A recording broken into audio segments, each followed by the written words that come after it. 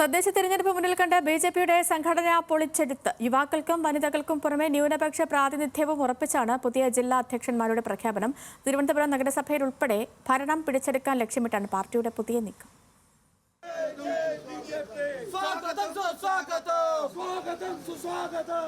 നാല് വനിതകൾ, 3 Christian വിഭാഗത്തിലുള്ളവർ, SC/ST വിഭാഗത്തിൽ നിന്ന് 2 പേർ, 4 പേർ 40 വയസ്സിന് താഴെ.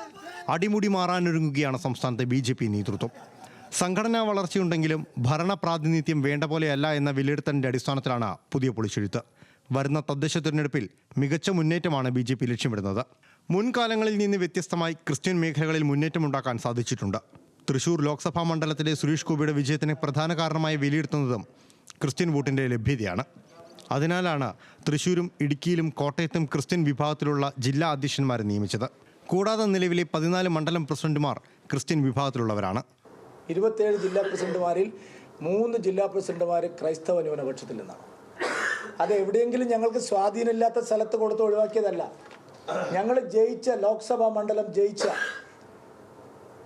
ഞങ്ങൾക്ക് ഏറ്റവും സ്വാധീനമുള്ള പാർട്ടി ഏറ്റവും കൂടുതൽ വളർന്നിട്ടുള്ള ജില്ലയുടെ പ്രസിഡന്റ് ഇതായിരിക്കുന്നു ജസ്റ്റിൻ ജേക്കബ്.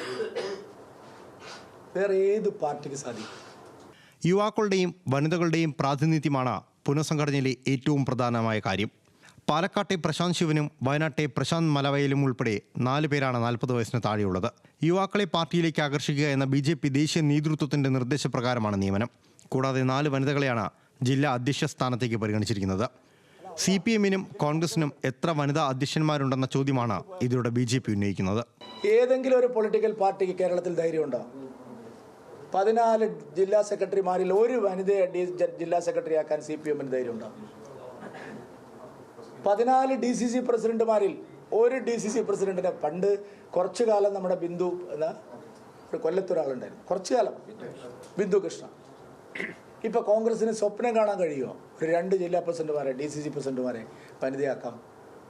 CPM-ന് സ്വപ്നം കാണാൻ കഴിയുമോ ഒരു 2 മഹിളാ നേതാക്കളെ DC സെക്രട്ടറിമാരാക്കാൻ? സാധിക്കില്ല. SC/ST വിഭാഗത്തിലുള്ളവരെയും ജില്ലാ പ്രസിഡന്റുമാരാക്കുക വഴി കൂടുതൽ വളർച്ച ലക്ഷ്യമിടുകയാണ് പാർട്ടി. കരമന ജയൻ ഉൾപ്പെടെ 5ഓളം സംസ്ഥാന നേതാക്കളെയും ജില്ലാ പ്രസിഡന്റുമാരായി നിയമിച്ചിട്ടുണ്ട്. സംസ്ഥാനത്ത് താമരയുടെ തണ്ട് തുറക്കുന്ന വിഭാഗീയ പ്രവർത്തനങ്ങളെ കർശനമായി നേരിടാനാണ് തീരുമാനം. പാലക്കാട്ടെ പ്രതിസന്ധി പരിഹാരത്തിന് RSS നേരിട്ടിറങ്ങിയതും ഇതിന്റെ ഭാഗമാണ്. ന്യൂസ് മലയാളം, തിരുവനന്തപുരം.